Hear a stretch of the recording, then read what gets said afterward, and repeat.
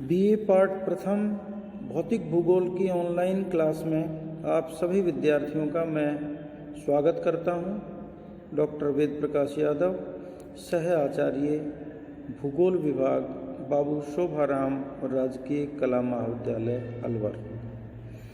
तो आइए प्रिय विद्यार्थियों, आज भौतिक भूगोल से संबंधित एक और महत्वपूर्ण विषय के ऊपर हम चर्चा करते हैं। व्याख्यान का जो विषय है वह है वायुदाब पेटियां, प्रेशर बेल्ट्स। प्रिय विद्यार्थियों, आपने छोटी कक्षाओं में भी पढ़ा है कि हमारी पृथ्वी पर धरातलीय विषमताएं पाई जाती हैं। अक्षांशीय दृष्टि से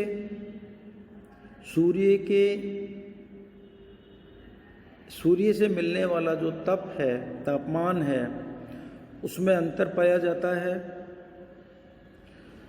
विभिन्न स्थानों की धरातलीय ऊंचाई में भिन्नताएं पाई जाती हैं और इन तमाम कारणों से हमारे यहाँ की जो भौतिक दशाएं हैं वे बदल जाती हैं। वायुदाब भी एक ऐसा ही कारक है जो विभिन्न अन्य कारकों पर निर्भर करता है। विशेष रूप से तापमान इस वायुदाब को प्रभावित करता है। तो इन सब की भिन्नता के कारण भूमंडल पर, पृथ्वी पर वायुदाब में एक स्थान से दूसरे स्थान पर भिन्नता का पाया जाना स्वाभाविक है। हमारी पृथ्वी पर वायुदाब का वितरण अनेक कारकों से चूंकि प्रभावित होता है, लेकिन मोटे तौर पर हम इसका मुख्य आधार तापमान और पृथ्वी की घूर्णन गति को मानते हैं। यदि हम ये मान लें कि हमारी पृथ्वी पर एक ही प्रकार का धरातल है, स्थल और जल की भिन्नता को हम कुछ समय के लिए अगर भुला दें, तो हम संपूर्ण पृथ्वी के ऊपर वायुदाब की 7 पेटियां निर्धारित करते हैं। ये वायुदाब का एक सामान्य वितरण है। अति सामान्यीकृत तरीके से हमने इसको प्रस्तुत किया है। सामान्य रूप से यही हम सब हमारी पुस्तकों में पढ़ते हैं। हमारे भूगोल के, हमारे मौसम विज्ञान के, हमारे जलवायु विज्ञान के जो विद्वान हैं, उन्होंने इसी प्रकार से इसको जनरलाइज्ड करके समझाने का प्रयास किया है। तो आइए हम वायुदाब की जो 7 पेटियां हमारे इस पृथ्वी पर स्थित हैं, हमारी पृथ्वी पर मानी जाती हैं, इनका हम अध्ययन करें। ये जो वायुदाब की पेटियां हैं हमारी, ये 2 तरीके की हैं। एक तापजनित हैं और दूसरी गतिजनित है। तो इन भिन्न भिन्न वायुदाब की पेटियों को अब हम देखेंगे कि किसकी रचना ताप के कारण होती है और किसका निर्माण गति के कारण होता है। पहली हमारी वायुदाब की पेटी है भूमध्य रेखीय निम्न वायुदाब पेटी, इक्वेटोरियल लो प्रेशर बेल्ट। इस पेटी का विस्तार ग्लोब पर 5 डिग्री उत्तरी अक्षांश से 5 डिग्री दक्षिणी अक्षांश के मध्य पाया जाता है। इसको डोल्ड्रम के नाम से भी हम जानते हैं। यह पेटी ताप जनित पेटी है। यहाँ चूंकि वर्ष भर सूर्य की किरणें सीधी पड़ती हैं, इसके कारण तापमान हमेशा ही ऊंचे रहते हैं और उसका परिणाम होता है कि वायुदाब कम होता है। हम जानते हैं कि तापमान और वायुदाब का संबंध विपरीत होता है। जब तापमान बढ़ता है तो वायुदाब घटता है और जब तापमान घटता है तो वायुदाब बढ़ता है। तो इस कारण से इस विषुवत रेखीय निम्न वायुदाब पेटी में तापमान की उच्चता के कारण तापीय कारणों से निम्न वायुदाब की स्थापना होती है। और इस क्षेत्र में धरातल चूंकि गर्म हो जाता है और उस गर्म होने के कारण इसके आसपास की हवा भी गर्म होकर के हल्की हो जाती है, हल्की होने के कारण ऊपर उठती है और ये वायुमंडल की ऊपरी परतों की ओर चली जाती है। इस प्रकार से वायुमंडल में कन्वेक्शनल जो करंट्स हैं, संवहन धाराएं हैं, वे उत्पन्न हो जाती हैं और वायु का क्षैतिज रूप से प्रवाह यहाँ पर सामान्यतः नहीं होता। इसी कारण से इसका नाम शांत पेटी या डोल ड्रम रखा जाता है। दूसरी एक पेटी है उपोष्ण उच्च वायुदाब की पेटी। इस उपोष्ण उच्च वायुदाब की पेटी सब ट्रॉपिकल हाई प्रेशर बेल्ट की जो स्थिति है, अक्षांशीय स्थिति है, वह दोनों ही गोलार्धों उत्तरी और दक्षिणी में 30 डिग्री अक्षांश से 35 डिग्री अक्षांशों के मध्य पाई जाती है।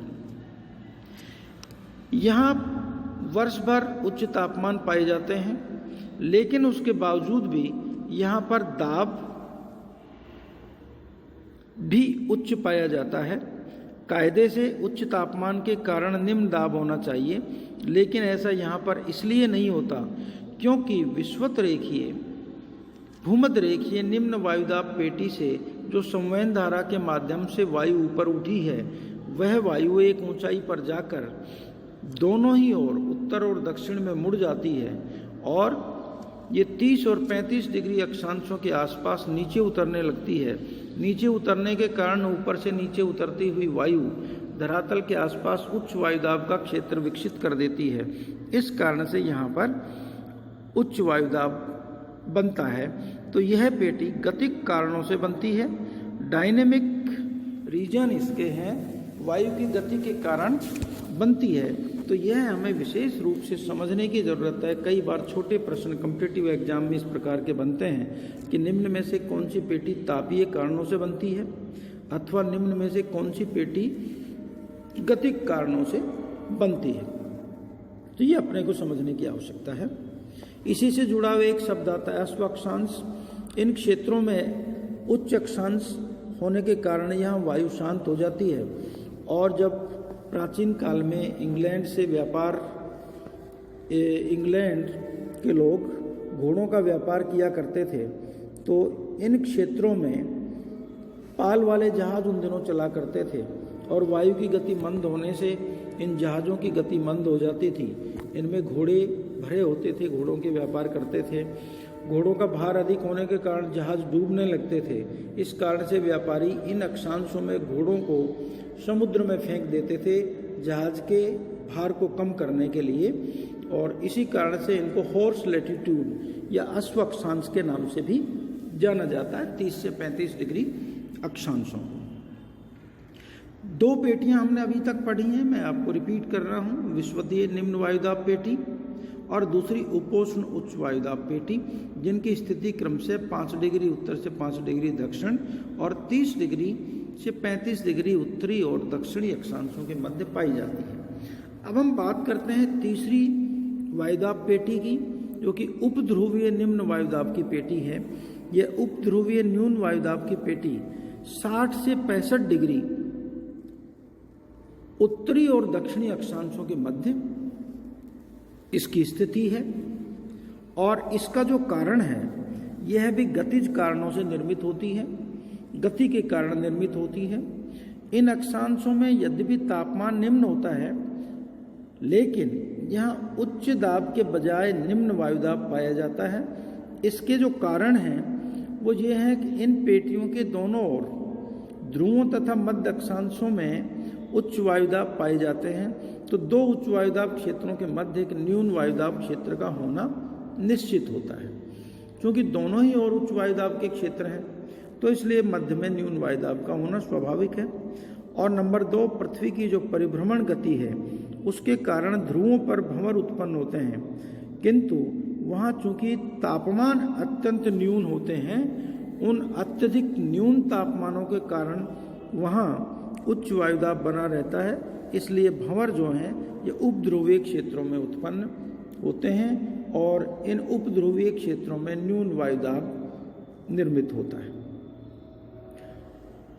और एक और पेटी है जो ध्रुवों के आसपास स्थित है, उच्च वायुदाब की पेटी, जिसको हम ध्रुवीय उच्च वायुदाब पेटी के नाम से जानते हैं, पोलर हाई प्रेशर बेल्ट।